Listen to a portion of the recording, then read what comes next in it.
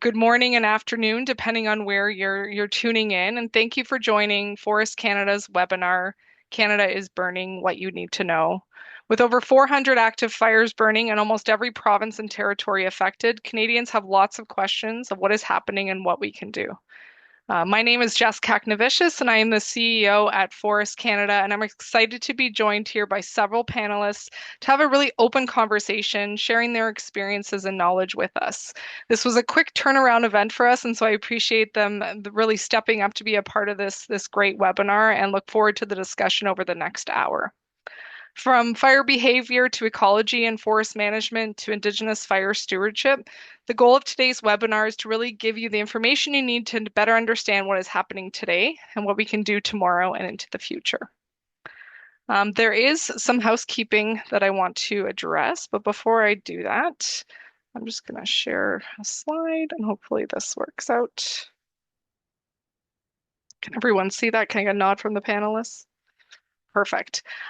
Before we get started, I just wanted to acknowledge that Forest Canada is on a continuous journey, understanding and better reflecting how we can work with Indigenous communities to better recognize their rights and their knowledge of the natural landscape.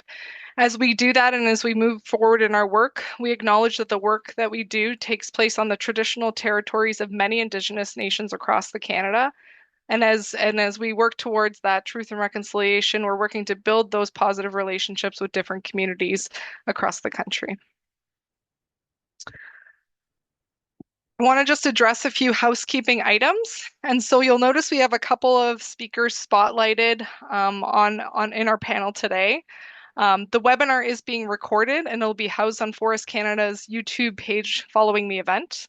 Only moderators and speakers will have video and audio. So if you're attending, I highly encourage you to use the Q&A function to add any questions in there. We have some staff in the back end that are helping to moderate and bring questions forward. We also have several questions that we kicked off to be able to start the conversation today. I'm also just going to sit on this slide for a second because we do have French interpretation available. It's a little tricky to sign up, but we have it available. And if you're interested in accessing that French interpretation, you can go to the bottom of the Zoom screen and follow the instructions on this slide. And so I'm just going to pause there for a second.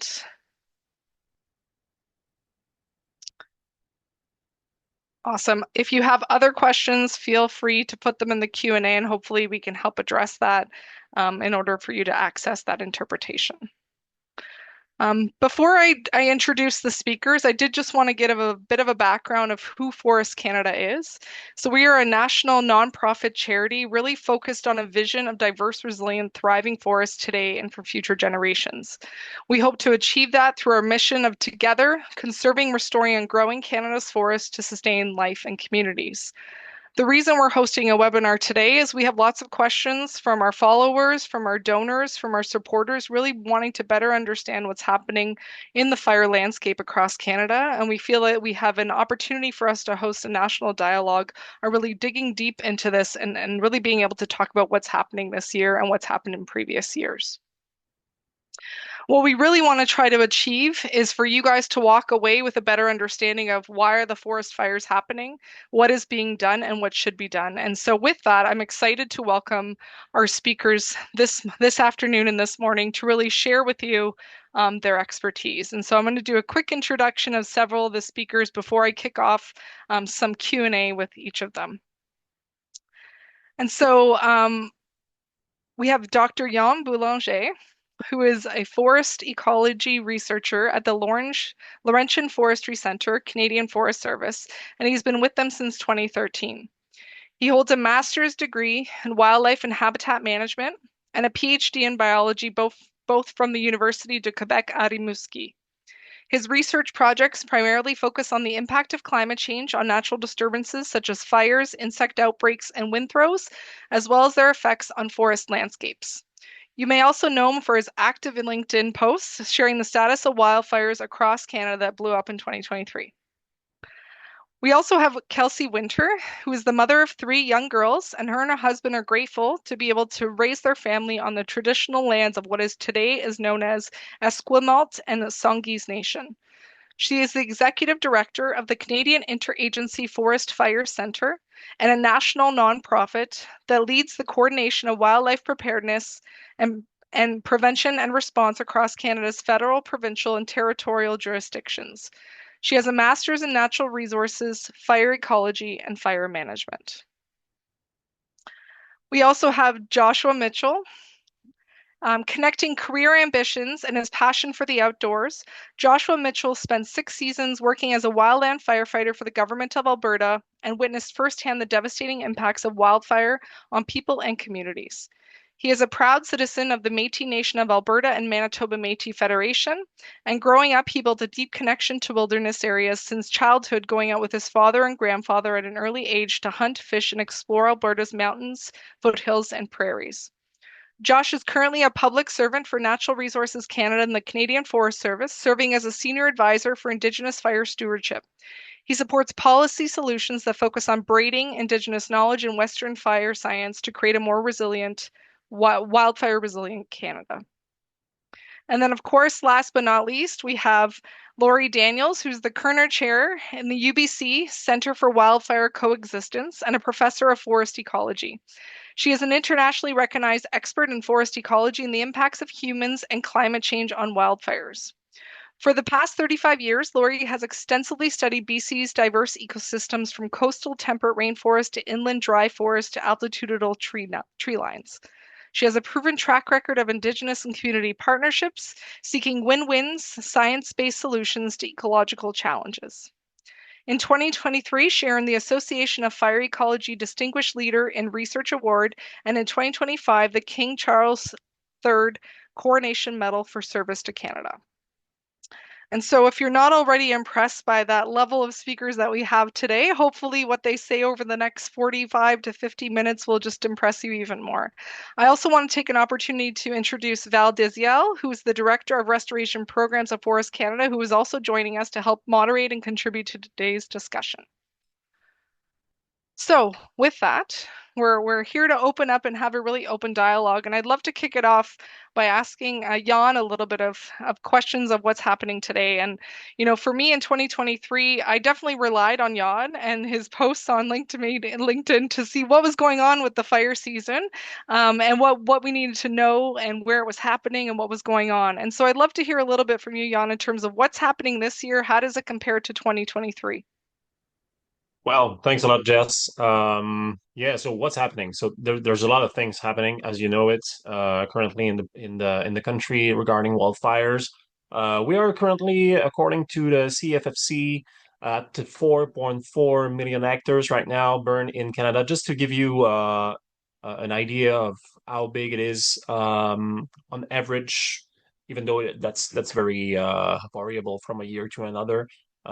We have between 2 and 2.5 million hectares that are burned in Canada annually. So we are already twice about that number right now, and we are just in July, and so the fire season is going right now at full speed. And it began very early. I mean, it began very strongly in mostly in May.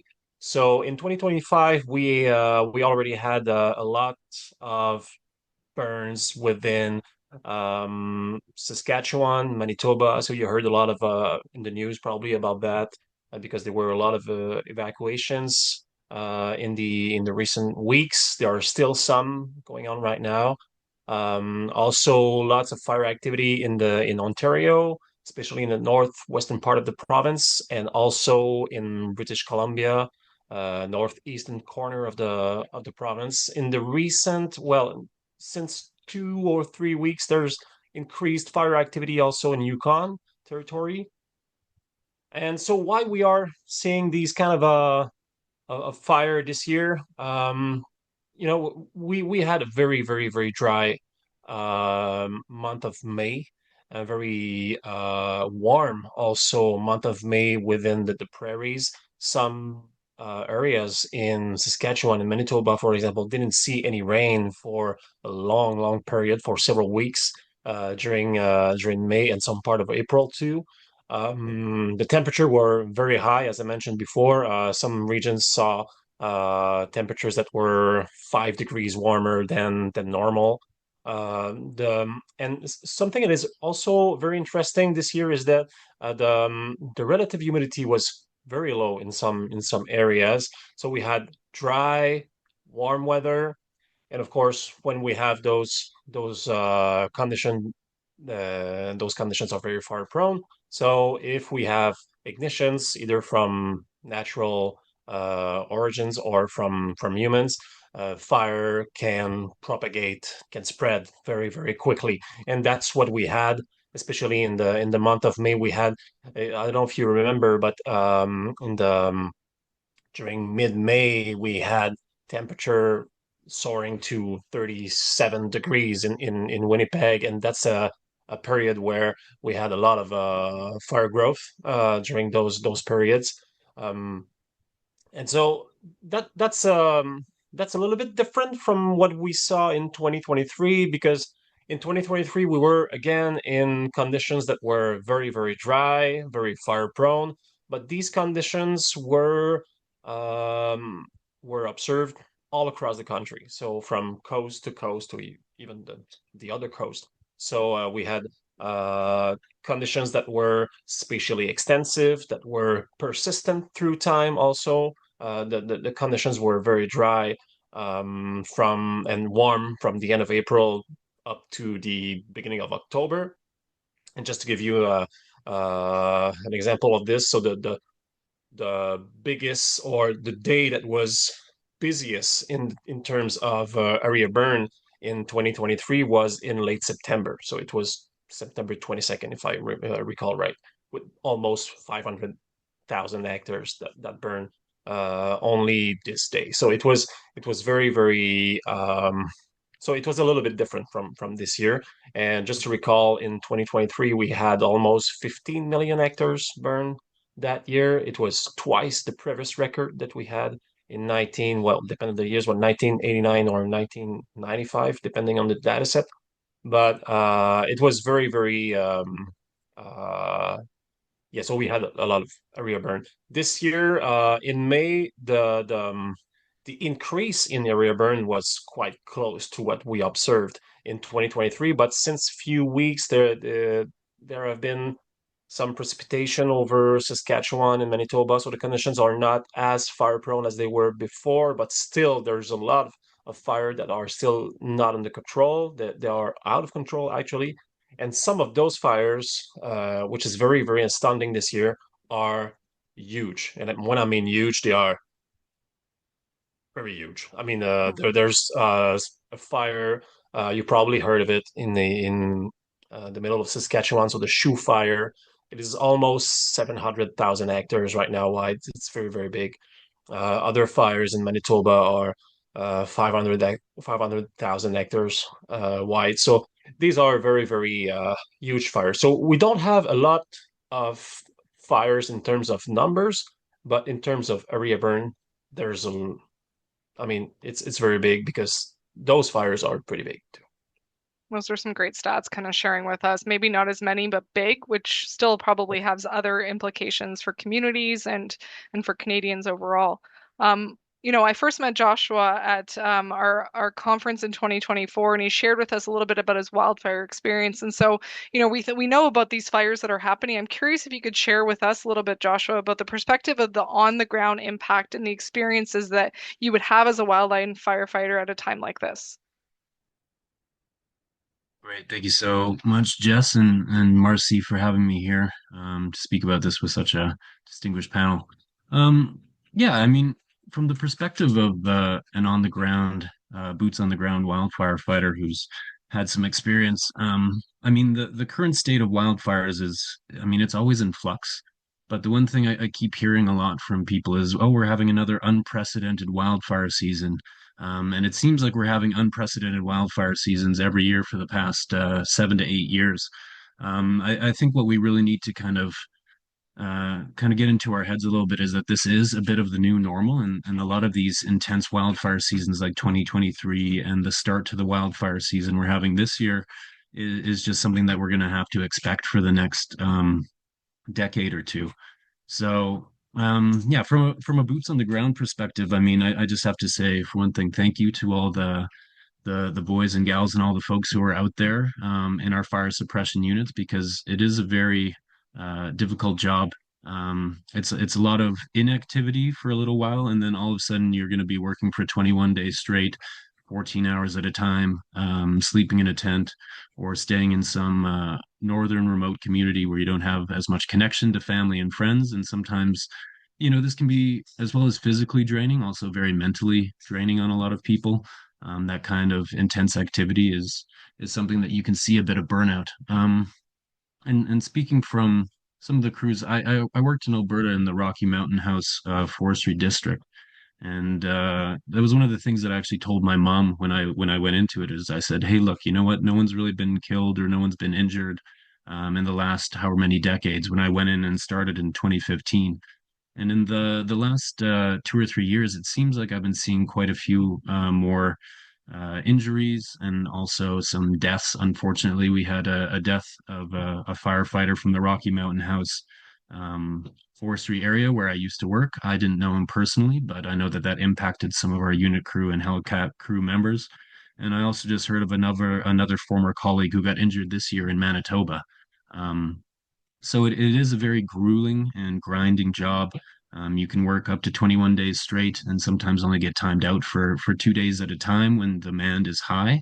So to anyone who is out there, I just want to say thank you very much for being out there and putting your life on the line for the sake of our forests and for our Canadian communities. Um, and yeah, I think there's a lot of things to consider when you look at firefighting. It's a bit of an interesting position, and it kind of attracts some interesting kind of people who are attracted to the wildland areas.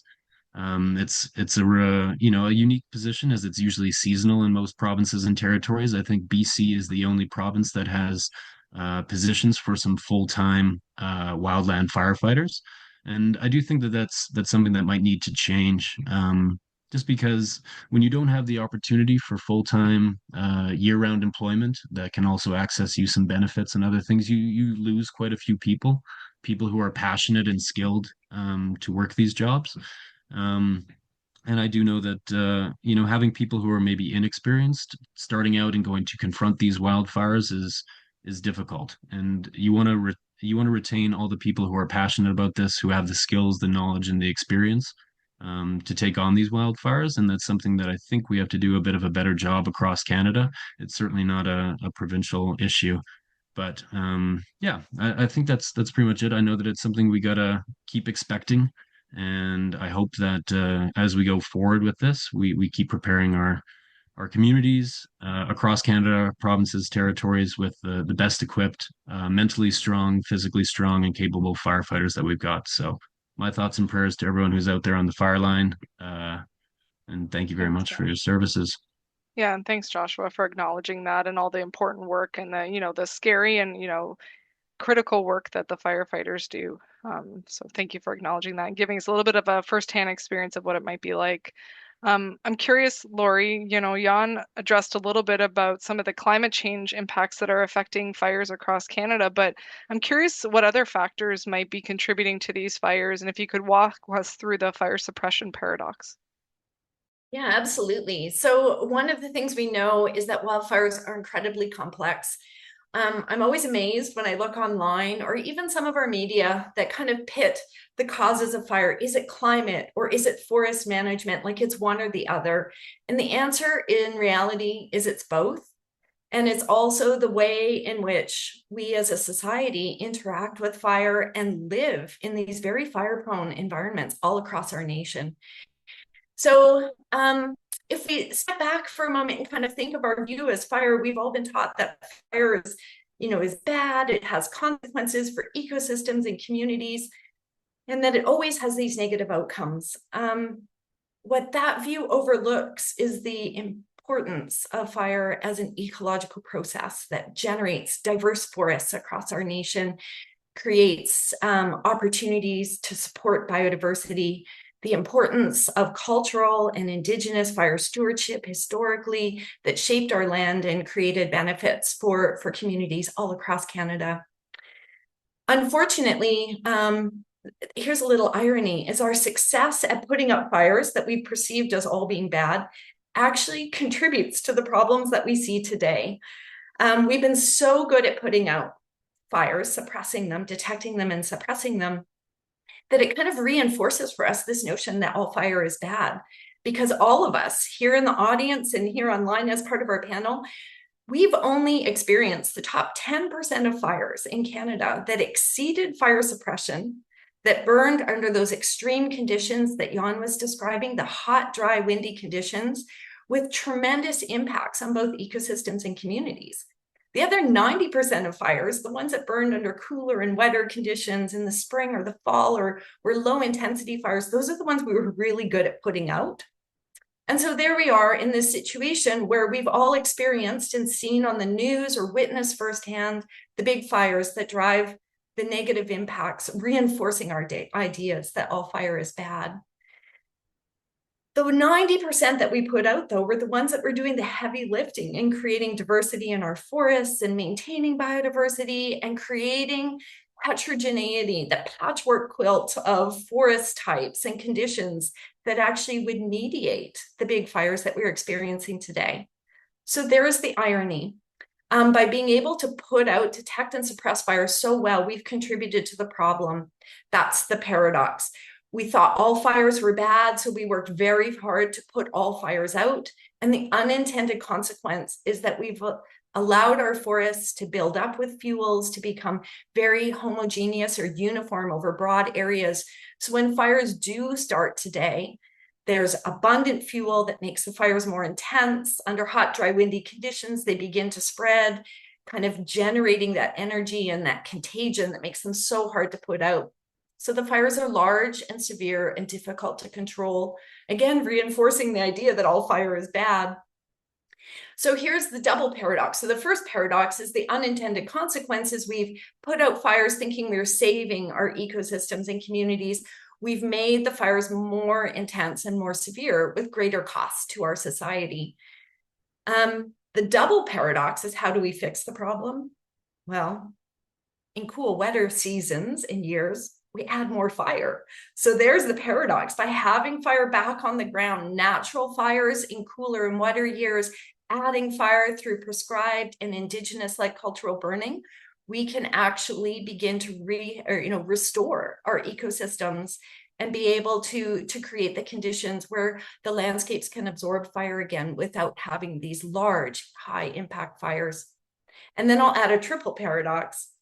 The third component is that we have much to learn from our Indigenous nations across Canada, who historically, for time immemorial, used fire as part of land management, food production, ceremony, all across the forests of Canada and the grasslands of Canada. And so by working with Indigenous partners to learn about the historical use of fire, we can borrow from that knowledge and marry it with our Western science so that we can improve the restoration and management of our forests all across this nation. It's a really exciting opportunity as we move forward and try to adapt to the types of climate that we're experiencing today. Awesome. Thank you for that, Lori. And we'll hear from Joshua in a little more around Indigenous fire stewardship. But as you were talking, it kind of reminded me of the old Smokey Bear costume and messaging, and a little bit of a rebrand needed on some of that. But with that, I know that CIFC's had some alternative mascots that have been created that are really supporting that fire smart language. And so maybe, Kelsey, this is a great opportunity for you to share a little bit about what CIFC does and how you determine some of the response you have to emergencies, and when you're suppressing fire or when you're balancing emergency response with letting something burn. And so share with us a little bit about what CIFC does there.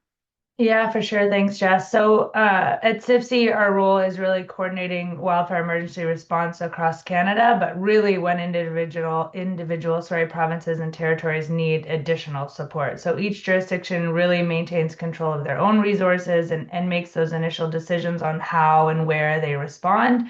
But when the fires exceed the capacity of the individual province or territory, then they submit that request through CIFC, and that's where we step in to coordinate some of that national and international support, whether that's moving people or aircraft or equipment really to the areas that need it the most.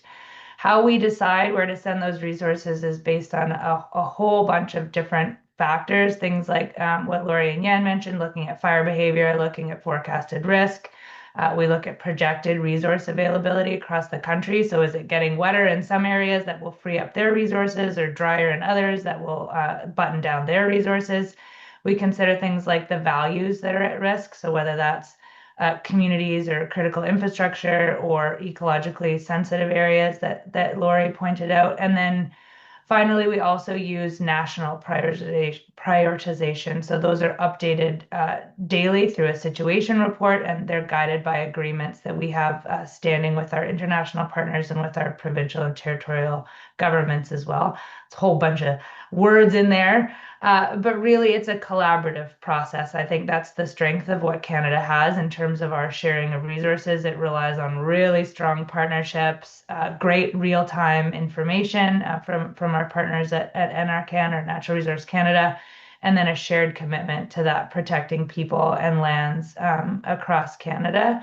Yeah, you did ask kind of, or alluded to, not every fire is an emergency, and Lori set the stage really well for, not every fire should be fought. There's obviously times when suppressing a wildfire is actually the wrong thing to be doing, in terms of making ecologically sound decisions. So fires burning in remote areas that don't have an immediate threat to people or structures, or fires that would really help clear that fuel buildup or regenerate the forests that we've damaged with years and years of suppression. So in those cases, we can, under careful monitoring, reduce future risk and build healthier, more resilient landscapes by making that decision not to suppress fires. So those, of course, start with lots of risk assessment, asking things like short-term threats, long-term consequences.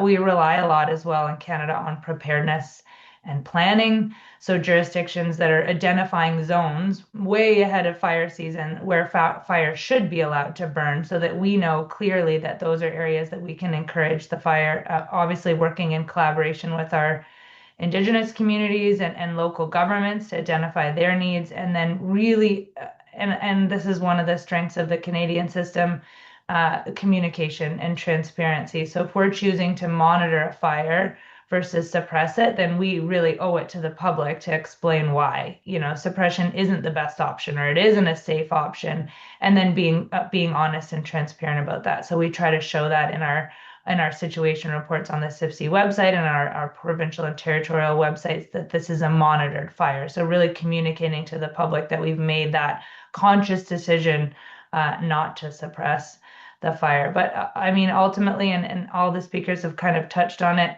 already, but it's risk-based, it's adaptive. I mean, adaptive is probably something we'll talk a lot about today. Fire is part of our landscape, and managing wildfire today means knowing when to fight it and when to let fire play its natural role. So CIFC's just one piece in the big puzzle that makes that possible in Canada. You talked a little bit about international cooperation. I'm wondering if you could share with us a little bit about how that works, what it looks like to be working globally on wildfire, fighting wildfires. Yeah, for sure. I mean, anyone that watches the news or reads the news online knows that it's not just an us problem. I mean, you would have read about Syria this morning and a bunch of other countries that have already had really big challenges with wildfires. So, I mean, we called for international assistance in really early this year, the end of May, beginning of June. And that's something that, historically, I was just talking to our Australian counterparts a few days ago. We used to call them once in a while, and now it's an every year thing. Internationally, wildfire really is like uniting the globe in terms of a wildfire response. So we do, and Josh brought it up, really focus on our domestic capacity, but there is a need for international partnerships. So one of the roles that CIFC plays is maintaining some of those relationships with our operational partners, whether that's our friends in Latin America that are here, and our friends in Oceania and in Europe as well. And of course, the US has played a big role helping us out this year. And it's really just having those operating plans in place before the season starts, so that when we're realizing that, we don't have enough resources to combat these very, very large fires, that we're able to call on them. And that was something that when Jan was talking about the numbers, and, we actually have less fires when we're looking at averages this year compared to 5-year, 25-year averages.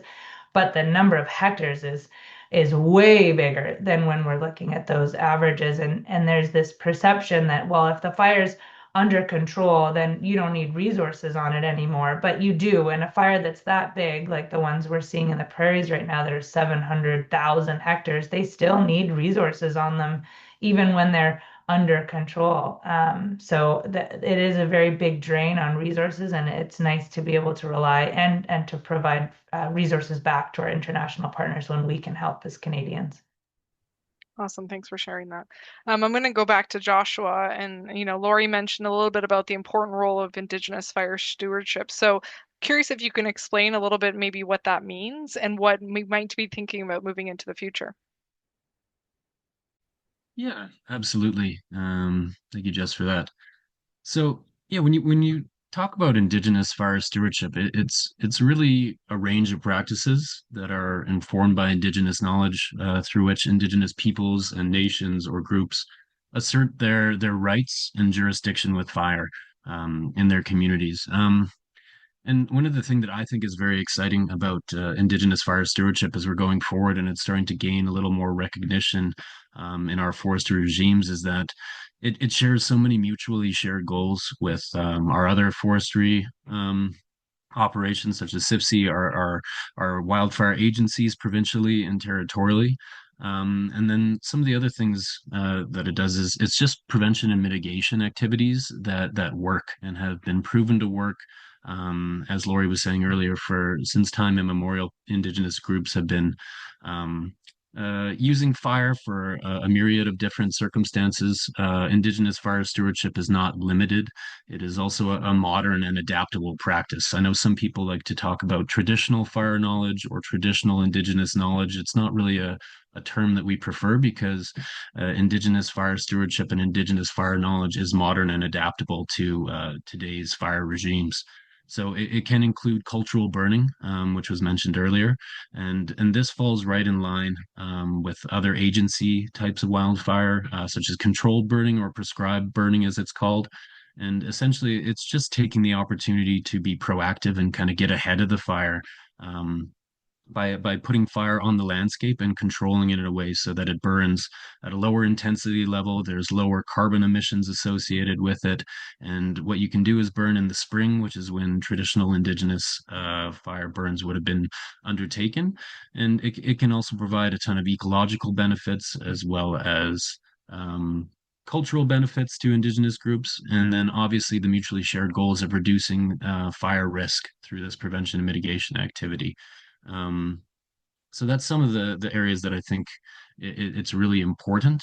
It can also be, done through Indigenous-led firefighting teams or fire guardian programs, which are starting to see pop up around in different provinces and territories, which I think are really important.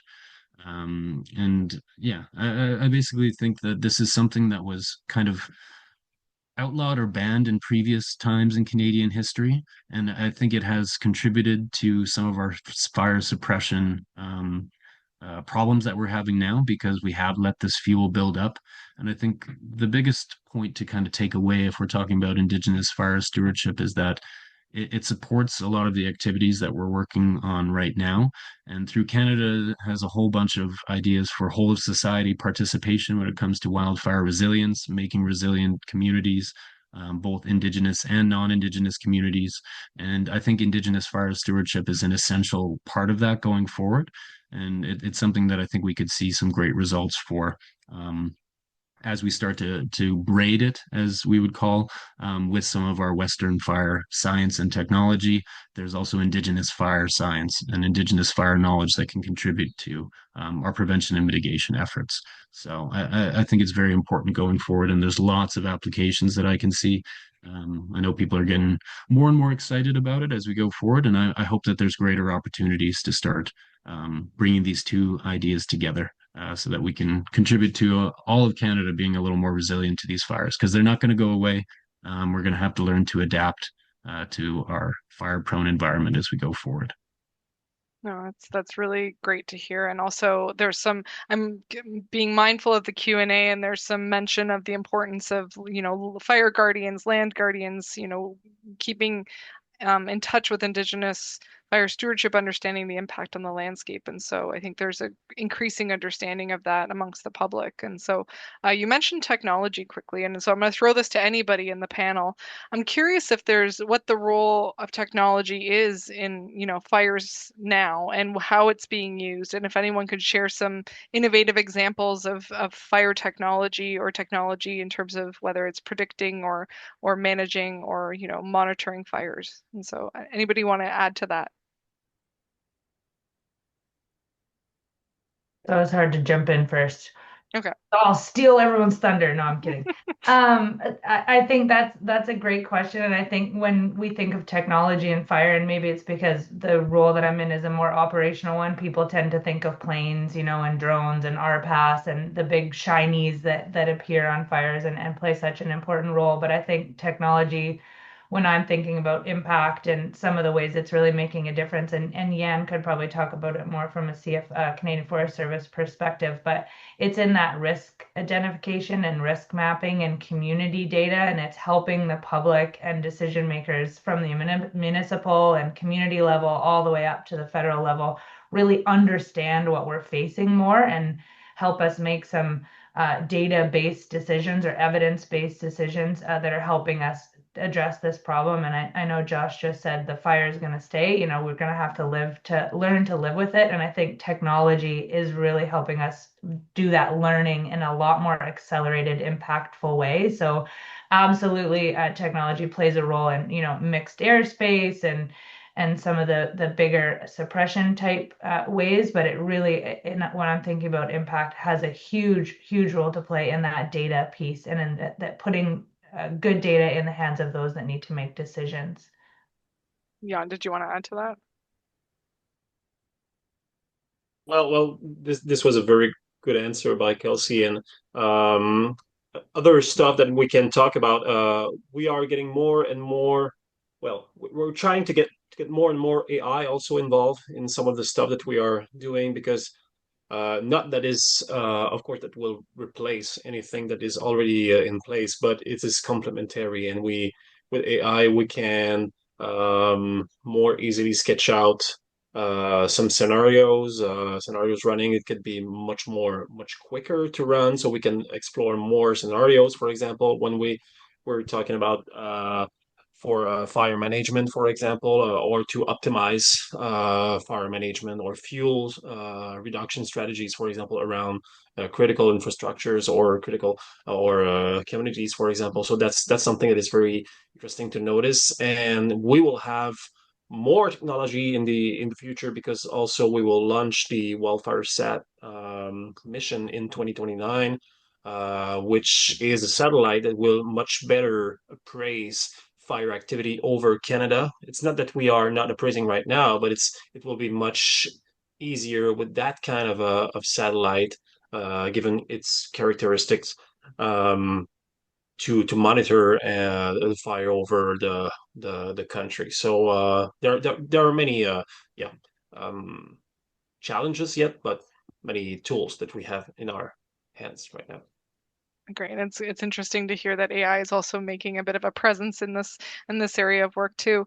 I'm acknowledging that some of the questions, and thanks Jan for answering some of the questions in the Q&A, so I won't be asking those. But I've already heard the theme of, we're going to have to kind of get used to living in wildfire. And so, Lori, you're with the Center of, Wildfire Coexistence. What does that mean? And what does it look like in terms of a future of coexisting with fire? Yeah, thanks, Jess. What a challenging question that it kind of encapsulates what our society is facing. We've had these summers with extreme fire effects, smoke that's impacting all Canadians, even if we're not seeing fire adjacent to our communities. And yet this is a reality. It's not going away. With warmer, drier conditions we've seen over the last decade across Canada, across different regions, the amount of extreme fire danger days is increasing. We're seeing longer fire seasons, larger impacts of fire onto our society. We're using this modern technology we were just discussing, to detect where fires occur and to know where we're most vulnerable and to begin to think, how can we plan ahead to prepare for those wildfires that might impact our communities? and need to have some suppression, especially when it's putting homes and communities at risk, and building the capacity to do that.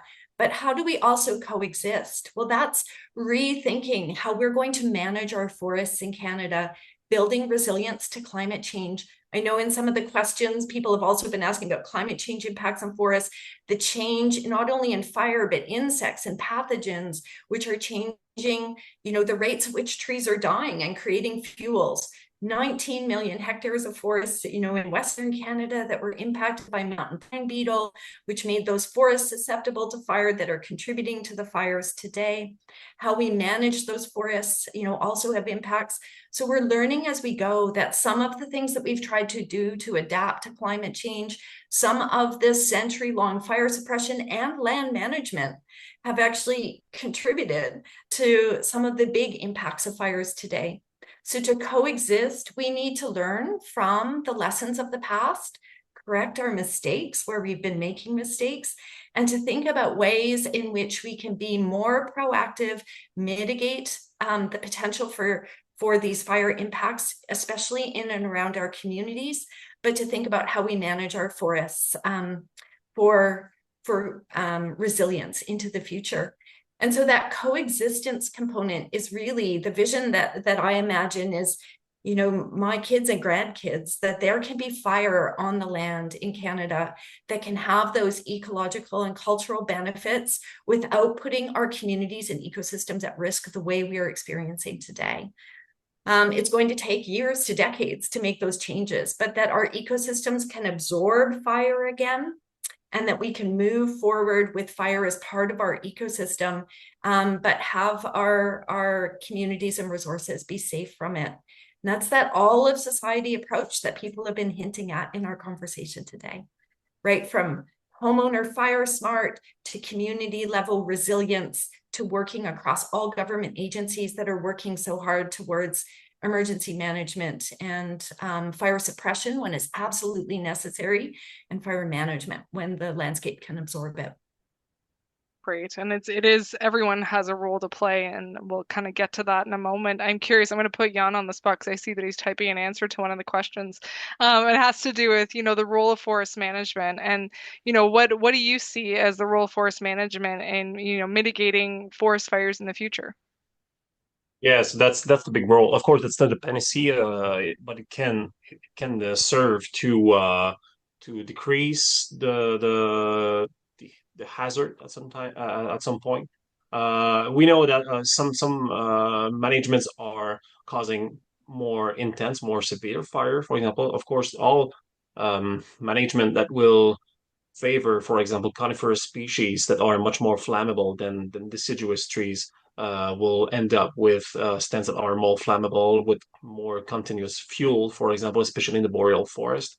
But at the same time, if we know, for example, that harvest, well, especially in the eastern part of the country, um, harvested stands are a little bit less flammable than stands that are unharvested because with harvest we see the increase in sometimes deciduous pioneer deciduous species that are there after harvest.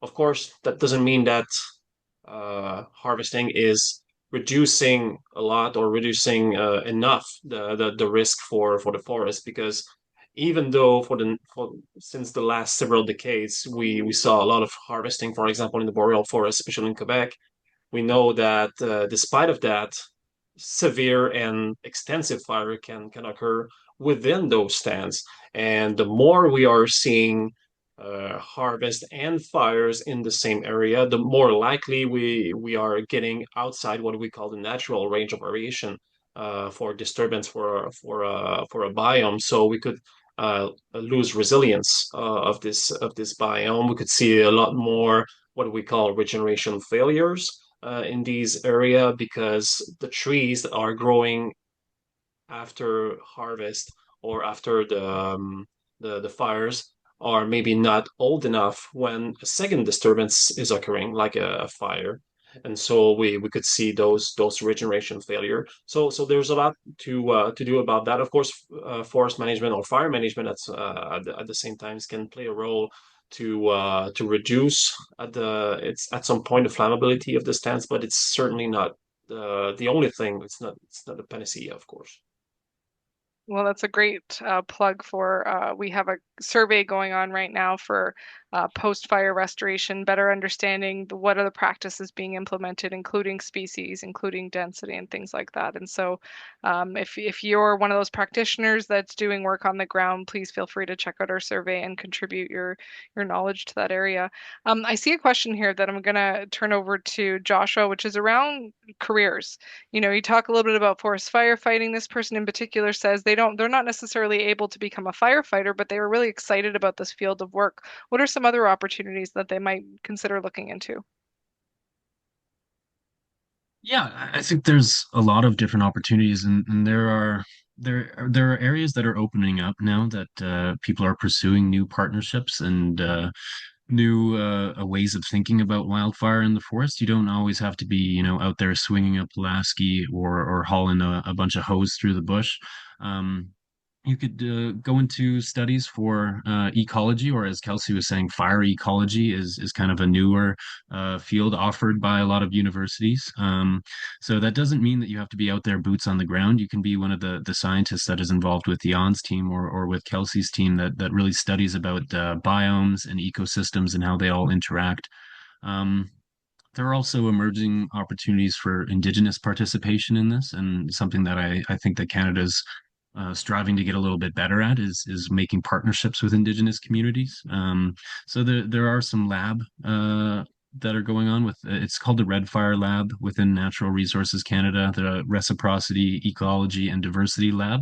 Where they do research basically connecting wildfire, Indigenous communities, and supporting collaborative studies related to Indigenous fire stewardship. So you don't always have to be out there driving a bulldozer to cut some fire line or be swinging an axe. There's a lot of opportunities emerging, and I would focus on fire ecology and partnering for community resilience in that area. Awesome. Thanks for that. Lori, were you going to add something? Oh, we got Yeah, lots of and interest.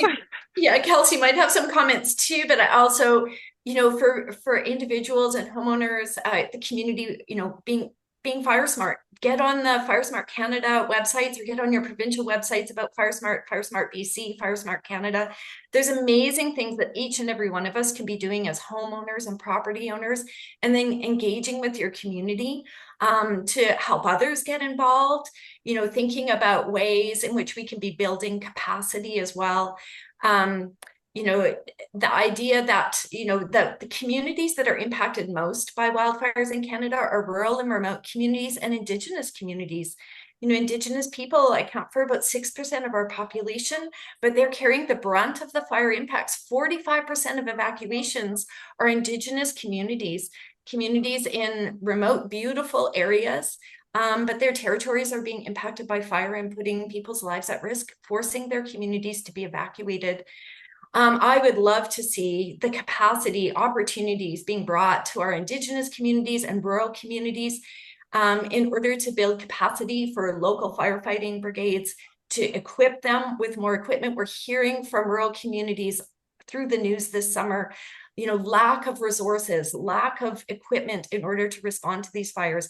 These are ways in which we can be investing at the national and provincial territorial levels to equip our communities, create year-round positions where we have people who are contributing to fuels mitigation around communities, conversion of forests to create those forest types right around towns that are resilient to fire, building capacity for firefighter response, both in the wildlands and in the communities in the urban centers, structural firefighters, combining those strengths.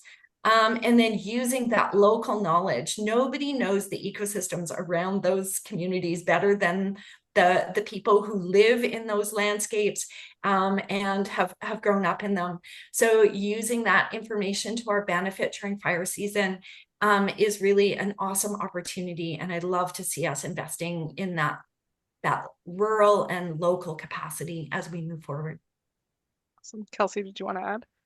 Yeah, and it was something that actually Josh started with appreciating all the firefighters and the boots on the ground that are out there doing all the great work that they're doing. There's scores and scores of people behind those folks that are the boots on the ground. So whether that's logistics support or the air attack officers, or there's a legion of people that get involved behind the scenes, and they're not often as front and center. And so those are also opportunities for workforce development and for people to get involved, even if it's in adaptive forest management or, like Lori said, with Fire Smart and getting involved in that community level. So I think it's good to remember that getting involved in firefighting isn't necessarily putting on a uniform and a hard hat, but there's so many things that go into it, from modeling and sciences, and there really are a plethora of ways that people can get involved. And I think the first one, to Lori's point, and to well, a few of us have already said, is each of us understanding our risk and what we can do as individuals. And I love that coexist. It's not just, us coexisting with fire, like Lori so well pointed out, but it's with each other as well. So finding a way for all of the different organizations and agencies that are involved to better break down those silos and work together and coexist a little more in that way as well. So lots of opportunities out there. Jan? No. Okay, cool. I thought you were going to add something. All right. Well, we have about 7 minutes left. I have another kind of themed question that's been coming out of this. And so, Lori, you mentioned Fire Smart. I'm going to turn over to Kelsey to see, like, how are governments investing? How are communities investing in this national conversation around action that we can take on fire mitigation? And what does that look like in terms of provinces and communities? And if you could share with us some of the work that's been done over this past year. Yeah, for sure. Big question. But I'll try to be fast. I think we're realizing more and more now that the work can't just be done in the forest. It has to be done in the built environment as well. And that's really where Fire Smart Canada and programs like Fire Smart play a huge role. And it's empowering people at the community level and at the municipal level to really make the changes they need to be to have their communities be defensible. Some of that is around education, a huge piece of it. I mean, you alluded to our new mascot. I would challenge everyone on the webinar. Do you know who the new mascot is, and what the message is, and why we pivoted from Smoky? And some of that education is key to having that involvement at the community level. So even though it's grassroots, the Fire Smart program, and is really about putting the knowledge and the tools in the hands of the homeowner, so we can all make a difference. It does require a big heavy lift from federal government, from provincial and territorial agencies as well. So Natural Resource Canada has recently invested very seriously in helping provinces and territories build that capacity at their level to support communities in resiliency. And that's through the Resilient Communities through Fire Smart program, through more training for firefighters, through more funds available to purchase equipment and get structural protection involved. So it's a big investment from the federal government, understanding that it has to be locally driven. And I think Lori hit the nail on the head when she said the people that know the risk and the land the best are the people that live in it. So you really need that investment at the community level. So the website's easy to find, firesmartcanada.ca, and there really is something that everybody can do now, today, and into the future that would really move the sticks in terms of us making a difference in becoming more wildfire resilient. Awesome. Well, thank you for that. I'm acknowledging there's lots of other questions in here, and it's making me think maybe there's a future follow-up on this, especially around the themes of Indigenous fire stewardship, forest management, the role of climate change. There's a lot of interest in terms of what are we doing, what can be doing. And so maybe my last question for all of you is, a 1-minute take-home message to Canadians. We want to leave people with a sense of hope. How can they contribute? What can they be doing? And so I'm going to start with Jan in terms of what's your 1-minute message for Canadians? Well, that's a hard one. But I think that we as you mentioned before, we will have to learn to live with fire, with more fire in the future. We are already living with a lot of fires. So it means that, of course, there are solutions for that, as you mentioned.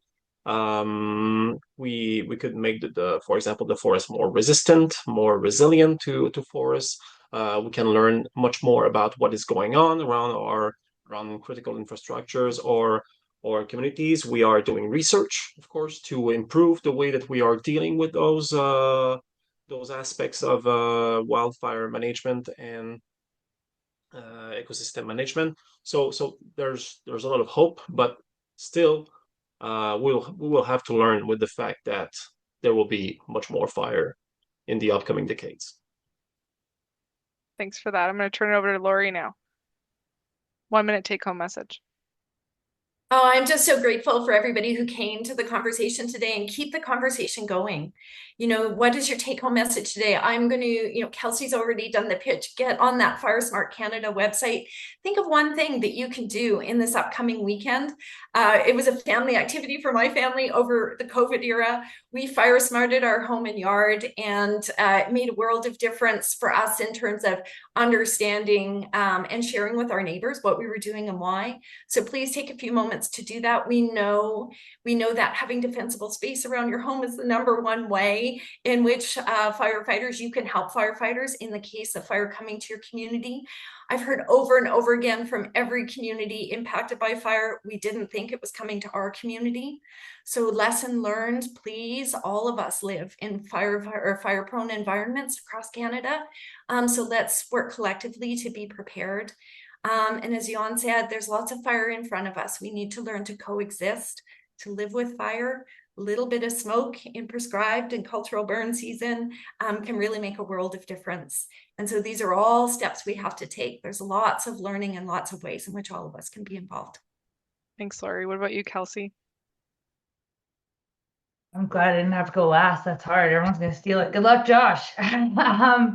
I think we all heard today really clearly that wildfires, more frequent and really part of life in Canada. But I think to Lori's point, it doesn't have to be a disaster. As Canadians, we really all have a role to play in building that wildfire resistance. And that starts with knowing your local risk and preparing your home and having a plan in place, because it could happen to you. Really small steps. But to be hopeful, it also is supporting that bigger picture. So thinking about climate change and strong local planning and policy change to help prepare our communities. And just as an act, because it's supposed to be a call to action, and at the risk of stealing from Bonnie Henry, I'd say be kind to people. That's something that everyone can do. The mental and emotional health of firefighters and first responders and everyone involved in evacuations and supporting people that are impacted by fire, it's very real. And I would say in this space, listen, learn, and try to be kind as we have to deal with this together as Canadians. That would be my take home. Thanks, Kelsey. And Josh, you get the last words. Lots of pressure. Yeah. Anyways, no, I think the one thing that I would try to leave people with as a takeaway message is just some room for optimism. Like we know that these fires are, facing us, and things are getting bad out there every year. But I'm seeing a lot of action starting to support some more proactive ways to address these fires, and that includes some more space for Indigenous fire stewardship, which is something that wouldn't have been talked about in the 1980s or the 1990s as much. And here we are, we're starting to have these conversations that do involve that whole of society participation. And getting communities involved, like Lori was saying, with Fire Smart, which is something that's proven to be effective in a lot of ways. And the more people who are involved in creating these climate adaptation methods for communities, I think the better off that we're going to be. And, from my perspective as a policy advisor, I think the fact that policy in Canada is starting to focus on this, and we're starting to create partnerships with provinces and territories as well as Indigenous communities is something to take away as a positive. We know what's facing us, and I think there's a lot of great people out there. You got Kelsey, Jan, and Lori sitting right in front of you right now who are working on this stuff. And although we've got a lot of work to do, I do think there's a lot of optimism. And for everyone who's in the chat, I'm trying to answer some of these questions. It's tough to go both between typing and speaking, so I'll try to get to them as best I can. But thank you so much for having us, and I think there's a lot of positive things we can take going forward. Yeah, thanks, Josh. And it is a good reminder that there's lots of interest and the conversation can keep going. And so for us, our call to action is really focused on, there we go, on, thanking you for joining us. Like Lori mentioned, having the conversation, listening, understanding what people can do is really critical. And so we encourage folks to, check out some of the resources we put on our website, sign up for our newsletter, or get in touch. We can always connect you with speakers to learn more and to answer some of the questions we weren't able to get to today. And so thank you to our speakers overall. We really appreciate your time and your energy and the quickness in putting this together. We appreciate the conversation, and thank you everyone for attending today. Have a great afternoon.